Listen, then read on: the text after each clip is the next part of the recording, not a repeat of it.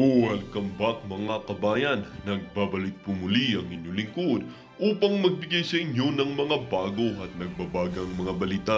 Tila ba naging mainit na usapin ang isyong ito sa mundo ng social media? Bulgar na ang mga plano nitong si Senator Unggoy Estrada kung bakit gusto magpa-grandstanding sa Senate hearing dahil nga umano ay balak pala nitong maging presidente ng Senado na kaya pala ay pinagpipilit na ipinapasok ang kanyang sarili sa hearing nitong si ex-PDEA agent na si Mr. Morales upang siyempre parang katulad din nitong si Senator Tocmol Tulfo ay upang magmukhang bayani sa harapan ng maraming tao. Unggoy nga talaga itong si Estrada na ito dahil kahit anong gawin na niya ito na ang kanyang huling pagkakataon na makakaupo sa loob ng Senado o bilang isang opisyales ng ating gobyerno. Balak pa nang ipatumba itong si Mr. Morales at itong si Senate President na si Senator Zubiri dahil nga umano ay nakakaabala na sila sa kanyang kagimbal-gimbal na mga plano. Senator Bato tila ba umapela at sinabing hindi siya papayag ng maging Senate President ay maging isang kurap at walang alam na tao dahil alam niya umano na itong mga ito kapag naging Senate President ay magiging isa sa mga rason sa pagbagsak ng ating bansa. Hindi nga rin maiwasan ng ating mga netizen na magbigay ng kanilang mga hinaing.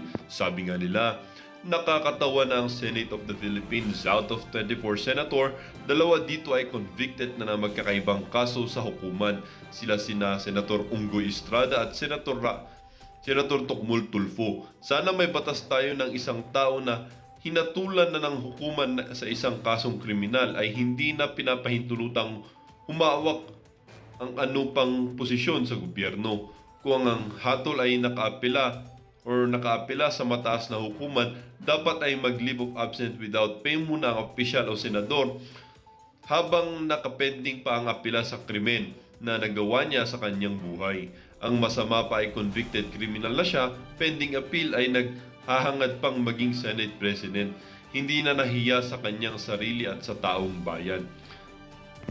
Pasok siya sa Guinness Book of World Record as the first and only Senate President of country who is convicted for plunder and responsible for tsugiing a former general, a former high-ranking government official who committed suicide for accusing the general for plunder.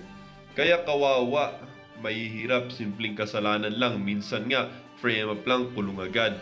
Ito convicted ng ang senador, only in the Philippines lang talaga. Kaya di tayo maasenso at kung may mga bumoto pa sa mga yan na mga artista wala naman ginagawa kundi magpapogi lang at paupo lang. Sayang ang pinapasahod ng dyan sa mga yan. Wow, he's too ambitious. He thinks the Senate committee is an entertaining business. Do you think he's qualified? Some of the Senate member committee are a bunch of a clown, not all of them. People are voted because of popularity, stupid of us because we don't know all their background. They're a bunch of liars. We're all suffering of their mistake.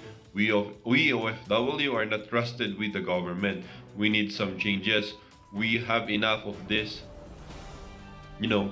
Well, para nga sa buong impormasyon ay panoorin ang buong video. At kung bago ka pa lamang sa aking channel, huwag kakalimutang mag-subscribe, pindutin ang notification bell at click ang all upang laging maging updated sa mga bago at nagbabagang mga balita.